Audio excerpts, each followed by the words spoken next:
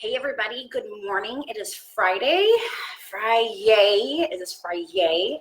And I wanted to come here live because I wanted to talk a little bit about being unnormal. One of the interesting reasons, or one of the main reasons I chose the name of being unnormal was because there was always this sense when we were going to crisis, or when I start to see behavioral issues, those external behaviors, I just wanted everything to go back to the way it was. And there was this attachment of the longing to go back to normal. And what I had to come to terms with and acceptance with is that it's always just going to be a little bit unnormal when we're talking about mental health and mental illness. And that's okay. So how do you embrace that? And my unnormal is a lifelong commitment, and it affects my parenting. It affects me. It has daily impact into my life, and it has daily impact into my children's life. And it has to be a diligent effort on all of our parts to try to function the best way we can, given our any-day situation. So I wanted to come on and share a little story, just because sometimes we don't talk about the day-to-day struggle and how it manifests. And I had two instances this week, one with my oldest daughter and one with my youngest daughter, where the anxiety process took them straight to what we call trauma land. So some of you know, my oldest daughter is 15, she's about to turn 16, and she's starting to learn how to drive. And she's been through driver's training, she's done all the stuff that she's needed to do, but she has massive crippling anxiety when it comes to getting behind the wheel. And, there has not been really a bribe strong enough, typical things that we do with kids, I'll get you this, if we get, we're trying to change the behavior, we're trying to, goad them, encourage them, inspire them, all that stuff. I've done that. That's no avail. But through persistence, and she's had her permit for almost a year. With persistence, I'm finally starting to crack that veneer, and she finally got behind the wheel of the car.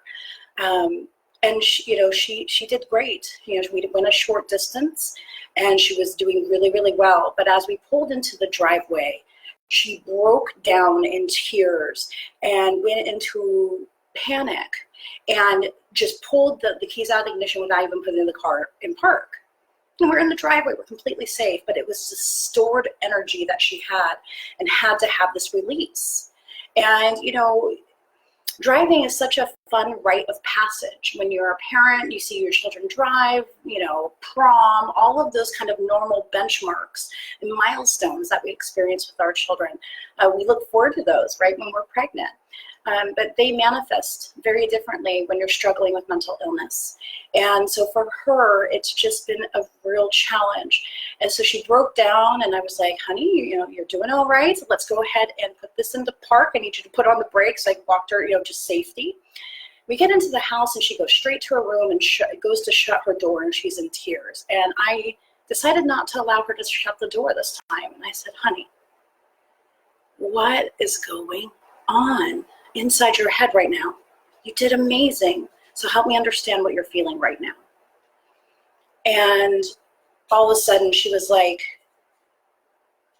it was coming out, just how she was feeling about it. And what she was doing was, she was stuck in an experience that she had with her driving instructor, with her, black and white bipolar brain thinking. She was there. And now, when you have a bad experience is now full-blown massive anxiety, panic, trauma. I can't drive, I'm not good at this. And it's just all coming out. Tears are flowing, she's shaking. And I just wrapped my arms around her. And it's a lovely reminder that's, anxiety brain lies to us.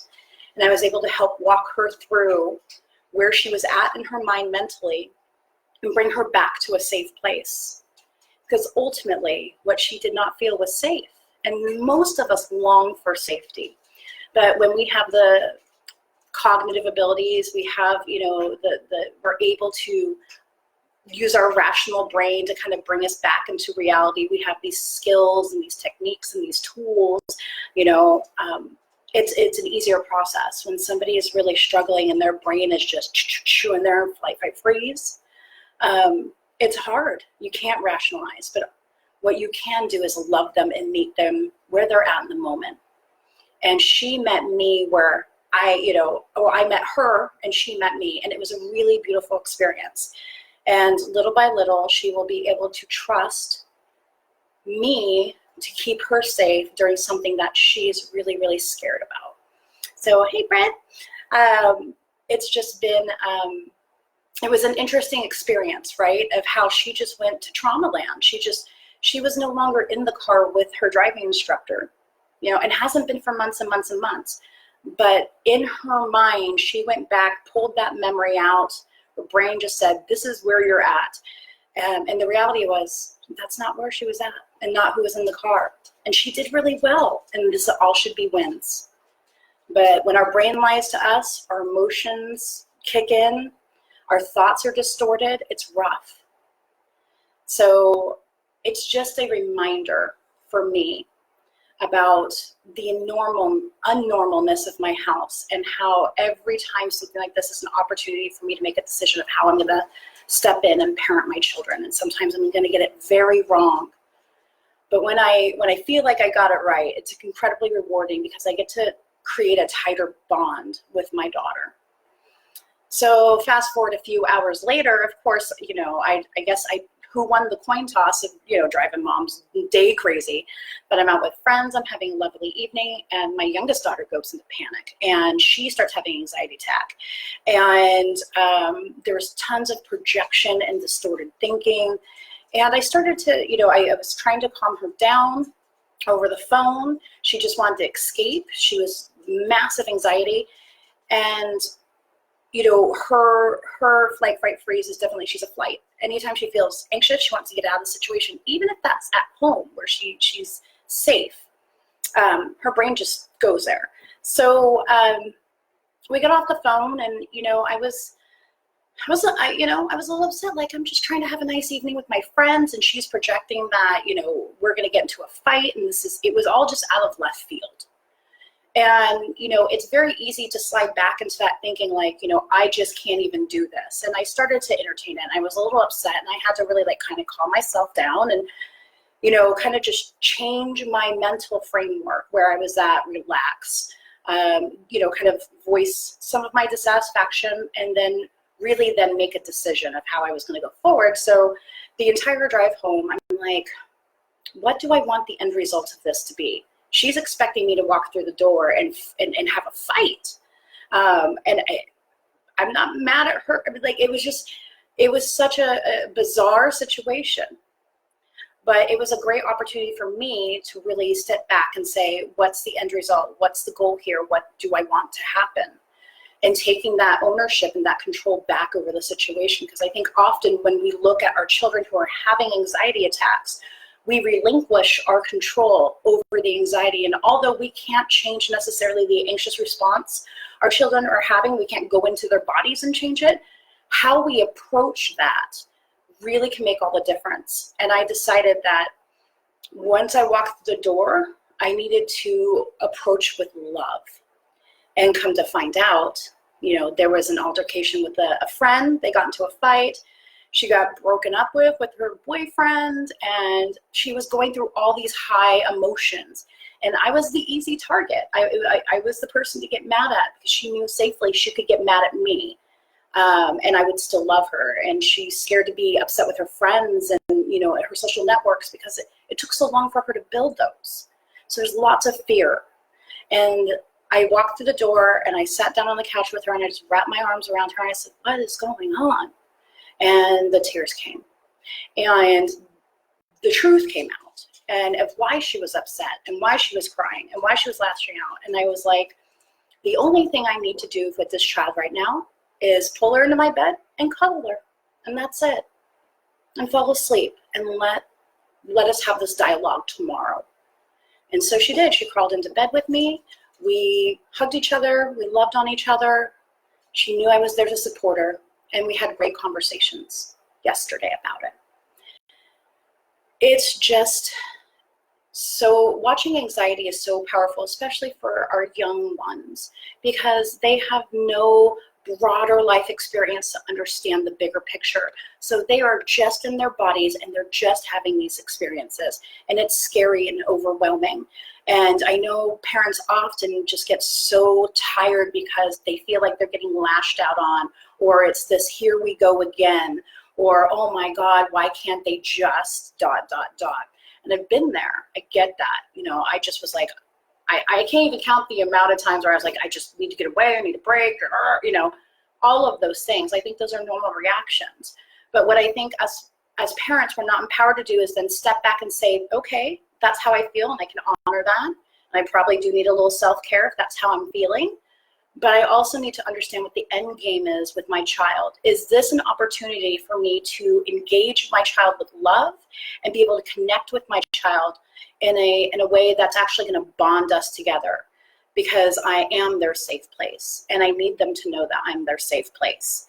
And it was, thank you, Channing. I'm glad it worked out too, right? Because this is her journey. This is their journey. I'm along for the ride with them as their parent, but there are going to be bumps in the road that they have to navigate. There are going to be social situations they have to navigate.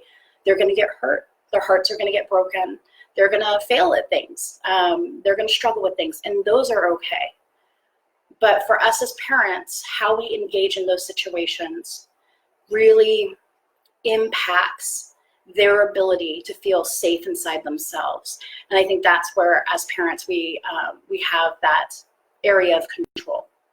And for a long time, I didn't understand that. For a long time, because I was in my own trauma land with my own attachment issues and my own crap, it exacerbated situations.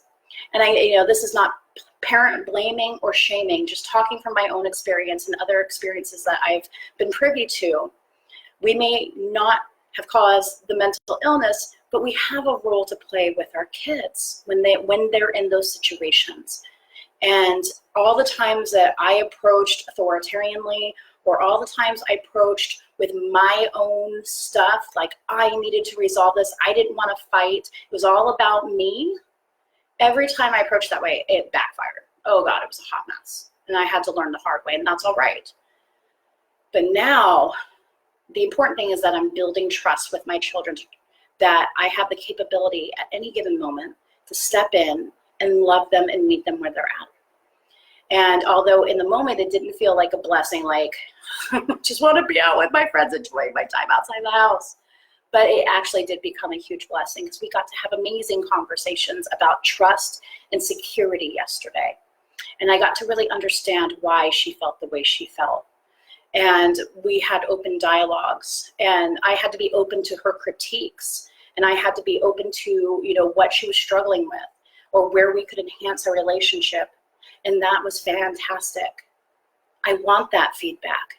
I want to be able to do what she needs me to do so I can parent her in a loving and effective way.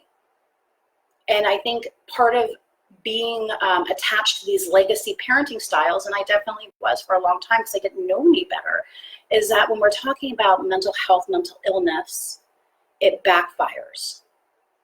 We're coming in as the parents and being authoritarian, and you should listen to me and respect me, and you should do all these things. What it does is it shuts down and invalidates our kids, and it erodes the trust between the child and the parent.